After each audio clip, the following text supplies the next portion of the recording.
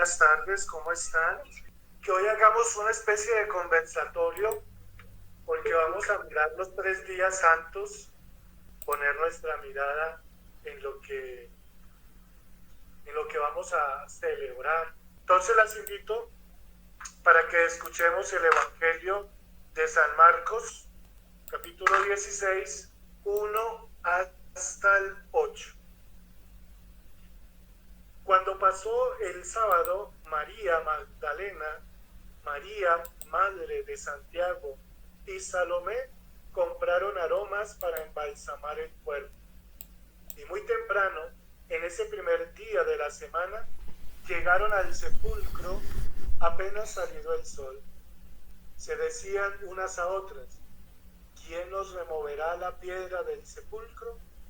Pero cuando miraron y vieron que la piedra había sido echada a un lado, y eso que era una piedra muy grande, al entrar en el sepulcro, vieron a un joven sentado al lado derecho, vestido enteramente de blanco, y se asustaron. Pero él les dijo: no se asusten, ustedes buscan a Jesús Nazareno, el que fue crucificado. Resucitó. No tendría sentido el vivir una Semana Santa si no terminamos en la resurrección. Esa es nuestra meta en la Semana Santa, que lleguemos el domingo de Pascua, que lleguemos al domingo de la resurrección, que cada uno de nosotros, cada una de ustedes, llegue a ese domingo con su corazón y con su vida resucitada. Ahora bien, ¿cuál es la pregunta? ¿Cómo llegar a la resurrección? ¿Cómo ser un hombre y una mujer resucitados? Resucitados. El domingo resucita Jesús, pero también resucita cada uno de nosotros y cada una de ustedes.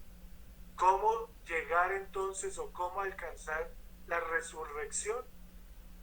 Primero, Jueves Santo.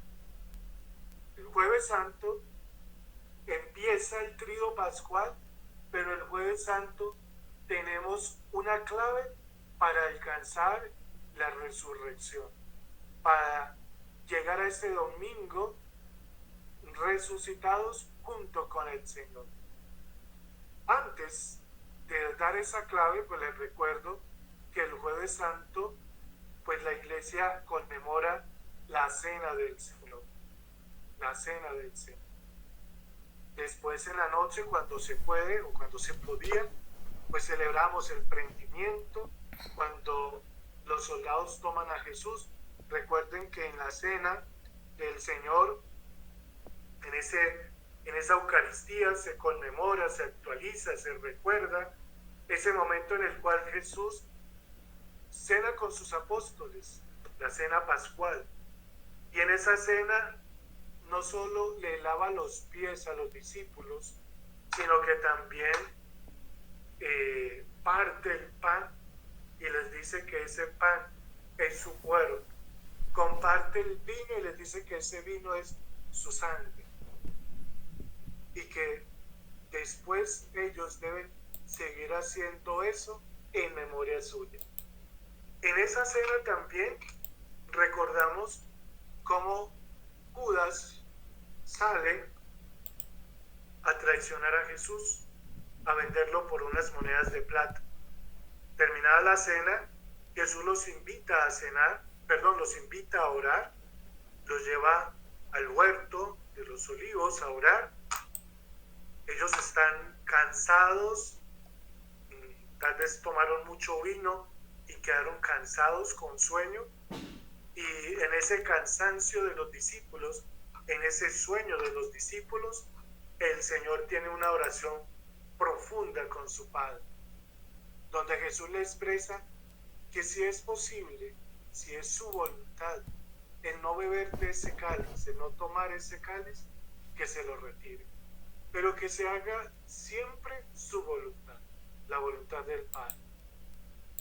Es ahí cuando llegan los soldados y prenden a Jesús y se lo llevan al juicio con con Herodes, con Pilato, con el mismo Sanedrín, va a enfrentar toda la autoridad del momento, que es lo que contemplaremos al día siguiente. Pero en eso que he mencionado yo, en este recorrido de la cena, del compartir de Jesús, la cena, del momento del lavatorio, del momento de la oración con el Padre, está la clave del primer paso para llegar resucitados: el amor. El amor es el que va a iluminar cada una de estas situaciones.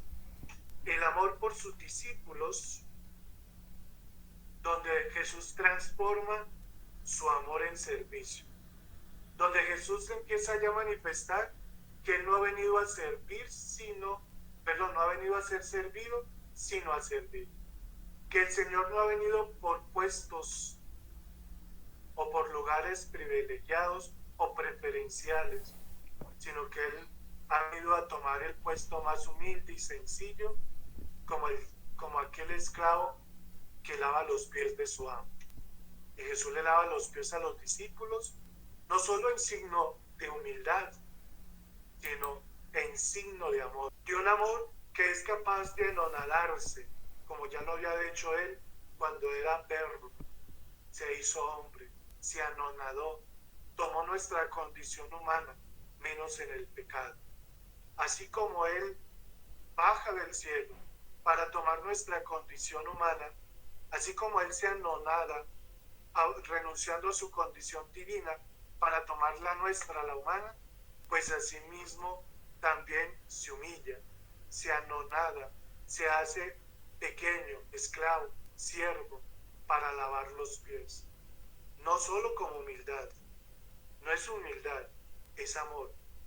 De un amor que es capaz de ponerse a los pies incluso de aquel que podría ser mucho más pequeño que él, de aquel que no lo supera en dignidad, pero que su amor no tiene condiciones, rasgos, esferas.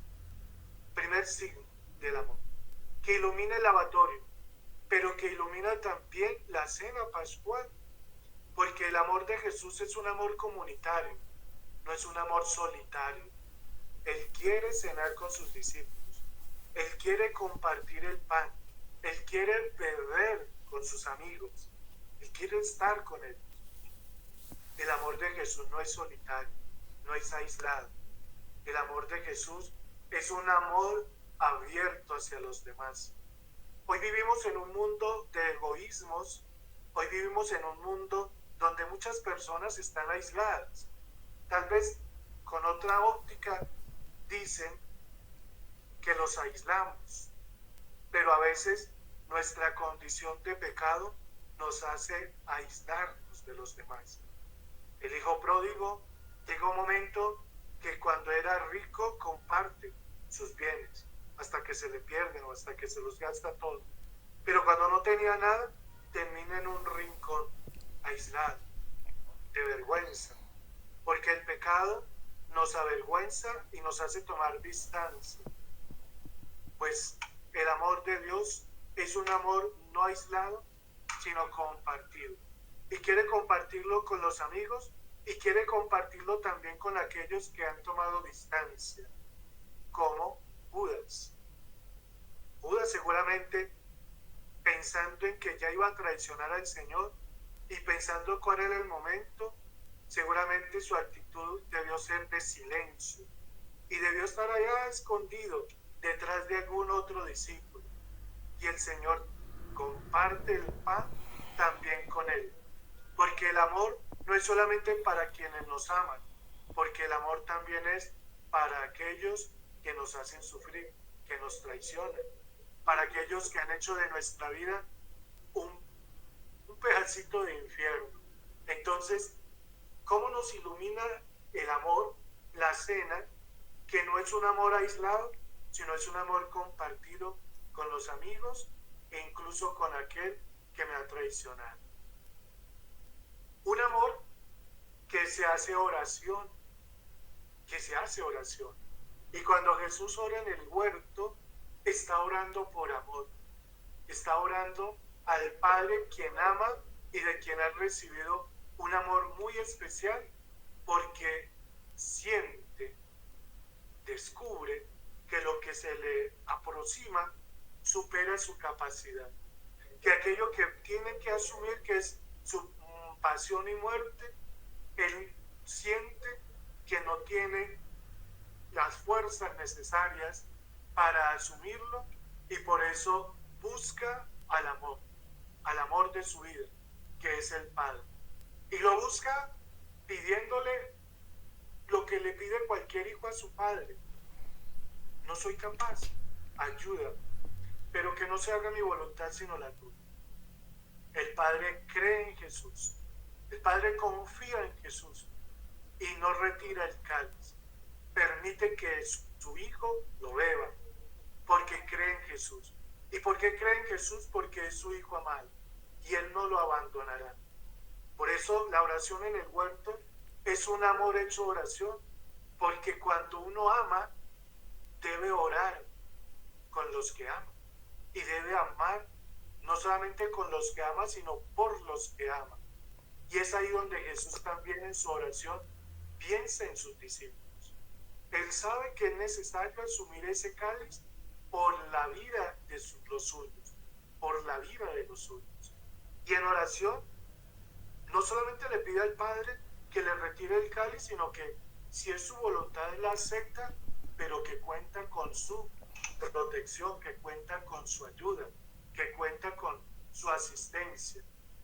Pero en la oración Jesús tiene presente en su corazón a sus amigos que duermen, a sus amigos que luchan por permanecer despiertos en oración. Jesús ora y hace de la oración amor y hace del amor oración. Entonces, esa es la clave, la primera clave para que lleguemos el domingo resucitado. Transformar nuestra vida, hacer de nuestra vida una experiencia de amor constante. Todo lo que Jesús vive el jueves, lo vive con amor. No resiste cuando van los soldados a tomarlo preso, porque sabe que en ese camino del amor es como va a redimir a sus discípulos, a los suyos. No es violento. Hay un texto donde se arma una pelea entre los apóstoles y aquellos que van a aprender a Jesús. Y Jesús con amor reprende a aquel discípulo que corta la oreja del soldado, porque Jesús ha hecho una renuncia total por la violencia, por el odio, y quiere cambiar el mundo y quiere redimir al hombre con amor. Incluso cuando se acerca a Judas y lo besa con la traición, Jesús solo da amor. Con un beso traicionas a su maestro. Creo que eso es lo que marca el corazón de Judas, que lo lleva al suicidio. El sentir que en ese momento pleno de la traición, Jesús sigue manifestando amor por él. No le habla con violencia, no le habla con resentimiento, no lo amenaza, le habla con tristeza. Tristeza de un corazón que ha amado y que se siente golpeado en el amor. Así traicionas al maestro con un beso. Y debe ser una expresión dulce y suave que transforma el corazón de Judas, que lo hace incapaz de pedir perdón y clamar piedad y misericordia. ¿Cómo vamos nosotros a vivir nuestro Jueves Santo? ¿Cómo cada uno de ustedes va a vivir este Jueves Santo? ¿Cómo van a vivir esta experiencia del amor verdadero? Y no olvidemos que en ese Jueves Santo, Día del Amor, el Señor se hace Eucaristía porque quiere quedarse con nosotros para siempre. Y por eso le dicen a los apóstoles: haced esto en memoria mía.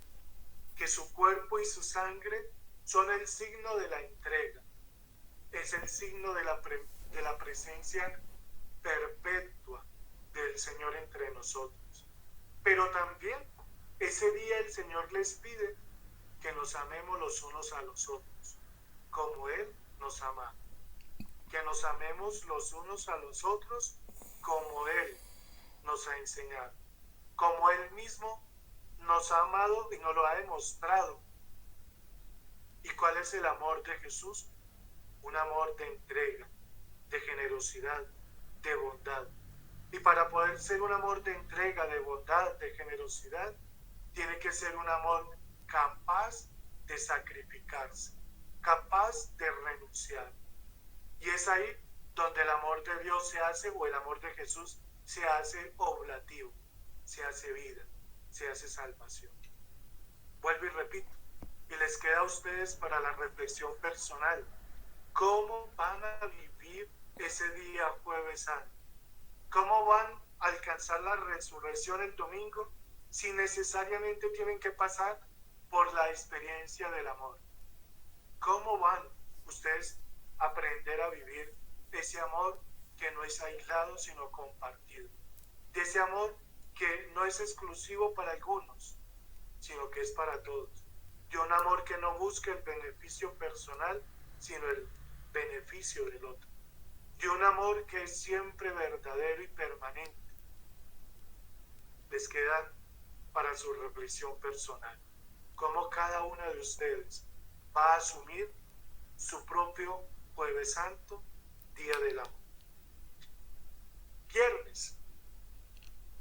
¿Qué pasa el viernes? Pues Jesús se entrega a los juicios que va a tener, juicios donde van a llegar testimonios falsos, calumnias, donde han comprado, así como compraron a Judas, han comprado falsos testimonios, donde va a encontrar que la autoridad es incompetente, corrupta, que busca también su beneficio, que prefieren conservar la buena imagen del pueblo en vez de defender la verdad, la justicia, porque Pilato no encuentra nada en él y se lava las manos, porque al final muchos entendieron que era un hombre bueno, pero se dejaron mover por las multitudes que gritaban, crucifícale, crucifícale.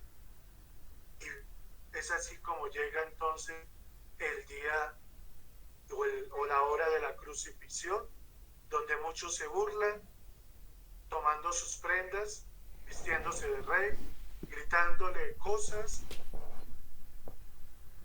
y donde Jesús vive su experiencia más profunda de abandono, porque está asumiendo la plenitud y totalidad de la condición humana, que es las consecuencias del pecado. Muere, lo descienden de la cruz, y es María Santísima quien lo recibe en sus brazos.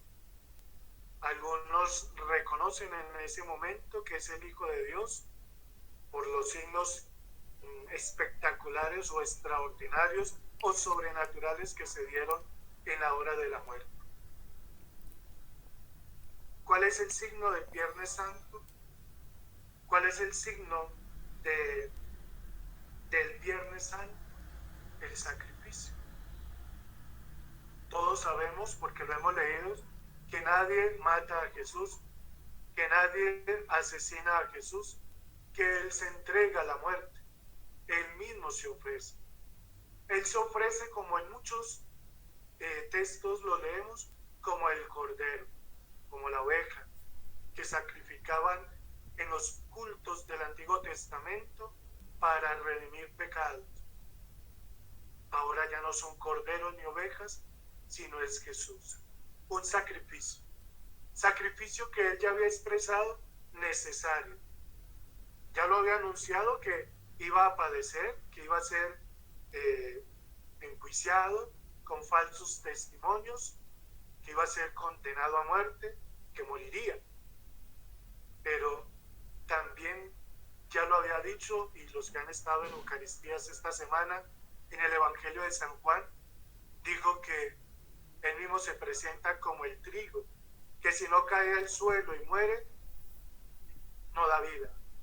Él es el trigo que debe marchitarse y morir, que debe caer al suelo y morir para darle vida a la humanidad. La muerte de Jesús es un sacrificio voluntario. No lo llevan a la muerte. Es Él quien asume la muerte para la vida. Así lo escuchamos. Él es el trigo que muere. Y si nosotros no somos capaces de morir, no vamos a tener vida. Hay gente que quisiera vivir plenamente en esta vida terrenal. Entonces se perderían la opción de conocer la vida bienaventurada. Para alcanzar la vida bienaventurada, la vida verdadera, es necesario morir. Morir como mueren nuestros seres queridos, como muere todo el mundo. Porque la muerte es el paso para esa vida en resurrección. Pero para alcanzar esa muerte, paso a la vida eterna, es necesario no solamente morir físicamente, sino morir también espiritualmente. Morir a nuestros pecados, morir a nuestros apegos, morir a todo aquello que nos impida hacer comunión con Jesús. Morir a todo aquello que no nos permita vivir el mandamiento del amor. Ojo, y es voluntario. Esa renuncia y ese sacrificio es voluntario. Nadie nos pide el morir, nadie nos pide el sacrificarnos. Es una decisión propia. Así como Jesús se entregó, también nosotros debemos entregarnos. Así como Jesús descubre que es necesario su sacrificio, también cada uno de nosotros tiene que entender que el único camino de salvación es la renuncia. Y es lo que seguramente nosotros hemos ido viniendo entendiendo en nuestra cuaresma. En nuestra cuaresma hemos entendido que hay que morir a muchas cosas que nos llevan a la muerte, pero a la muerte física, a la muerte de este mundo. La cuaresma nos ha llevado a entender que voluntariamente tengo que hacer sacrificios para alcanzar una vida de amor, una vida de paz, una vida de tranquilidad. Seguramente es mucho más fácil responder la pregunta del viernes que la del jueves, porque seguramente lo hemos hecho ya en la cuaresma. ¿A qué debo morir? ¿A qué debo renunciar para vivir en comunión con Dios, para realmente alcanzar una vida nueva? Ustedes que son parejas, pues parejas porque tienen sus esposos, han vivido muchos momentos de conflictos. ¿Y cómo se resuelven esos conflictos? Cuando uno de los dos se sacrifica, o cuando los dos mismos se sacrifican y dicen, para sacar adelante este matrimonio, pues debo renunciar, debo sacrificar eso, debo dejar atrás eso. No puedo continuar mi vida así. Si quiero ser un hombre nuevo, si quiero tener una vida nueva, tengo que dejar atrás eso. Esa es la pregunta del Viernes Santo. Una pregunta que nace de la angustia y de la desesperación por el miedo a perder la vida. No nos mueve el miedo a la muerte, no nos mueve el miedo al infierno, como lo decía Santa Teresita. Nos mueve el miedo a perder el amor de Dios. El amor de Dios. Cuando yo me sacrifico, cuando yo renuncio, cuando yo me desacostumbro o me desapego a ciertas cosas, no lo hago por miedo a perder, lo hago por miedo a no perder el amor. O sea, el primer miedo no puede ser el miedo a caer en el infierno, a caer en situaciones que me esclavicen y me hagan pasar esta vida terrenal amarga. Es miedo a perder la vida bienaventurada, perder el amor de Dios. Si yo pierdo el amor de Dios, no tengo nada. Entonces, ¿a qué debo renunciar para no perder el amor de Dios? Pregunta del Viernes Santo. Y es una pregunta angustiosa porque nace de lo que vivimos constantemente, de las amenazas y de los apegos, porque es que lo más difícil de la renuncia y del sacrificio son los apegos. Nosotros guardamos cosas que tenemos ahí guardadas muchos años, porque estamos apegadas a ellas. Pero a veces necesitamos desapegarnos incluso de cosas que amamos, pero que no son fundamentales para conservar el amor de Dios. 3. El sábado santo, que es un día de silencio, es un día que la Biblia no hace referencia, es el día en que seguramente los discípulos y seguidores de Jesús están frustrados, están llorando, pero es el día de la Virgen María. El sábado es el día de la Virgen María, porque ella con dolor y tristeza tiene fe, porque ella en su soledad y en su silencio está segura del amor de Dios y está segura que su Hijo no ha partido, que sigue vivo, que sigue en medio de nosotros o de ella. Es María en el silencio como empieza a contemplar la verdadera esperanza. Es bonito este día sábado porque es el día que despierta para nosotros la esperanza, que es posible cambiar, que es posible ser hombres nuevos, que es posible renovar nuestra vida y renovar nuestra familia y el mundo. Si no fuéramos capaces de eso, o si no tuviéramos eso claro, el mundo sería un caos. Imaginémonos hace un año donde nos dijeran: no existe vacuna, no existe cura, no existe nada para detener el coronavirus. Todos vamos a morir, todos. El mundo se vuelve loco y terminaríamos viviendo una situación del sobrevive o sobrevive el más fuerte, porque se desencadena la violencia, porque se desencadena esa lucha por sobrevivir. Afortunadamente siempre se dijo: no hay vacuna por el momento, pero la habrá. Y todos nos aferramos a esa vacuna, todos nos aferramos a esa esperanza de que pronto habrá vacuna. Pues lo mismo pasa en ese día del silencio y de la soledad con María. Todo es oscuro, todo es triste, todo es silencioso, pero en el corazón, del corazón del que ama, hay una esperanza, hay una luz. Y es la esperanza de que no va a seguir hacia el mundo. Hay una esperanza de que hay una vida nueva. Y se aguarda y se trabaja por esa esperanza. Y María conserva esa esperanza y la contagia a sus compañeras, a sus amigas, a sus vecinas.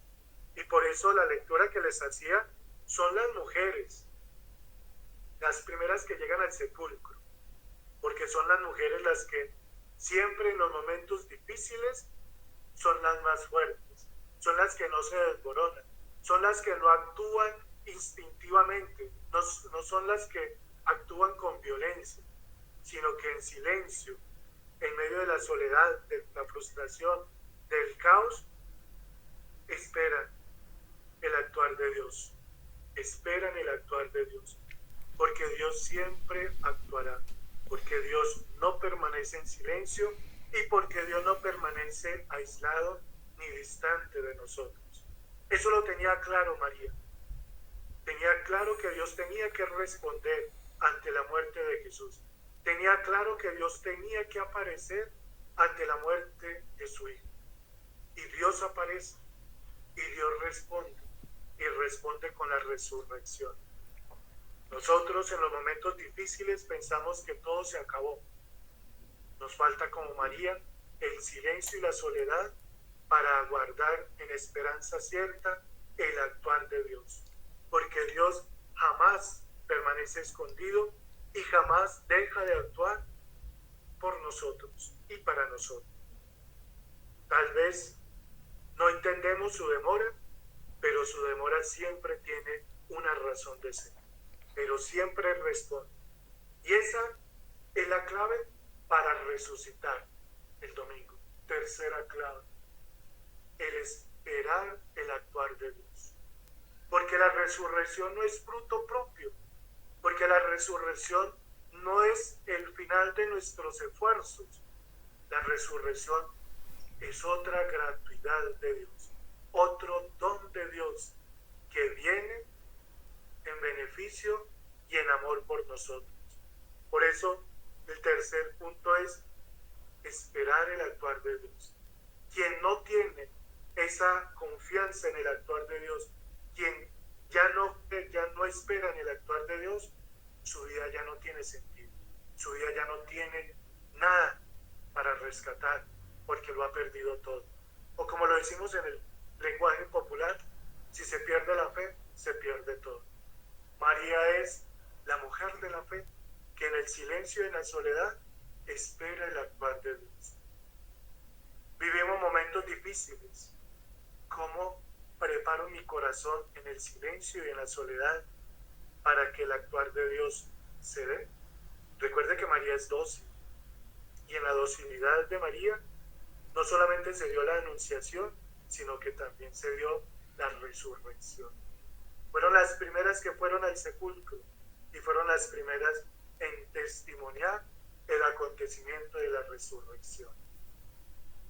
Amor, clave del día jueves, sacrificio, renuncia, clave del día viernes, y esperar el actuar de Dios para el día sábado, para que el domingo todos, unidos a Jesús, nos sintamos resucitados, no por el esfuerzo personal, sino como el don gratuito de Dios, de aquellos que han sabido amar, de aquellos que han sabido hacer de su amor un sacrificio, una renuncia, una muerte para la vida, y de aquellos que jamás dudaron del actuar amoroso, misericordioso de Dios.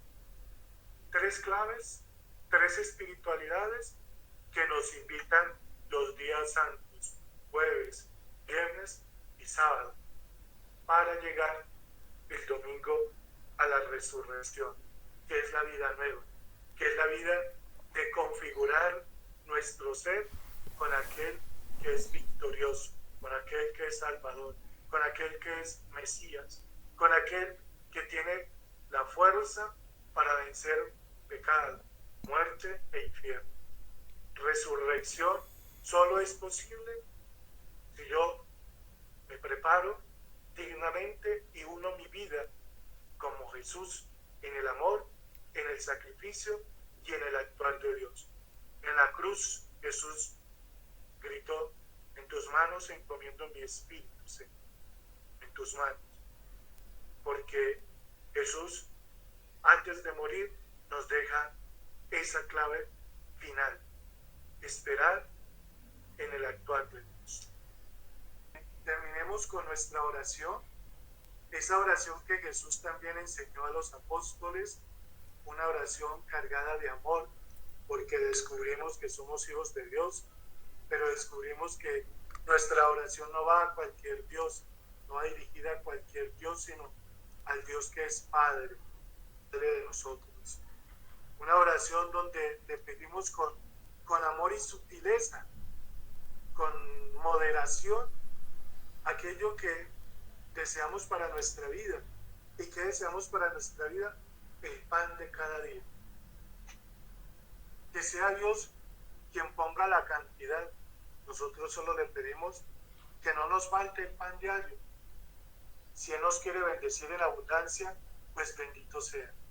Y si es con la escasez, pues que nunca nos vaya a faltar ese pedacito de pan para la sanidad de nuestra vida personal. Entonces las invito para que desde su casita, desde nuestra condición personal, le dejamos al Señor esta oración y le pidamos que nos enseñe a amar, que nos enseñe y que nos dé la fortaleza de renunciar a muchas cosas, a muchas realidades, y sobre todo que no permita aún en los momentos más oscuros de nuestra vida a dudar de su actuar, del actuar amoroso y misericordioso de Dios. Padre nuestro que estás en el cielo, santificado sea tu nombre. Venga a nosotros tu reino, hágase tu voluntad aquí en la tierra como en el cielo. Danos hoy nuestro pan de cada día. Perdona nuestras ofensas, como también nosotros perdonamos. No nos dejes caer en la tentación y líbranos del mal. Amén. Amén. A la Virgen María, que vivió con plenitud estas tres cositas, el amor, el sacrificio, la fe, la esperanza, sea ella quien nos acompañe en este tiempo santo para que nosotros lleguemos como ella también a la vida bienaventurada. Dios te salve María, llena eres de gracia, el Señor es contigo. Bendita eres entre todas las mujeres, bendito es el fruto de tu vientre, Jesús. Santa María, Madre de Dios, ruega por nosotros pecadores, ahora y en la hora de nuestra muerte. Amén. Gloria al Padre, y al Hijo, y al Espíritu Santo. Como era en un principio, ahora y siempre, por los siglos de los siglos. Amén. Amén. Y antes de la bendición les leo la parte final del texto. Y les dijo: vayan por todo el mundo y anuncien la buena nueva a toda la creación. El que crea y se bautice se salvará. El que se resista a creer se condenará. Ustedes están llamadas entonces a creer y que su fe firme sea una luz y sea una esperanza para las otras personas con las que ustedes comparten, o incluso cuando lleguen a tener apostolados o misiones, sean ustedes testimonio de esta fe, testimonio de ese amor, testimonio de esa paradoja de la vida, que hay que morir para tener vida, pero sobre todo sean ustedes testimonio de que jamás Dios guarda silencio y que siempre obra y siempre actúa en salvación y en beneficio de nosotros. El Señor esté con ustedes. Y con tu espíritu. La bendición de Dios Todopoderoso, Padre, Hijo y Espíritu Santo, descienda sobre ustedes y les acompañe siempre. Amén.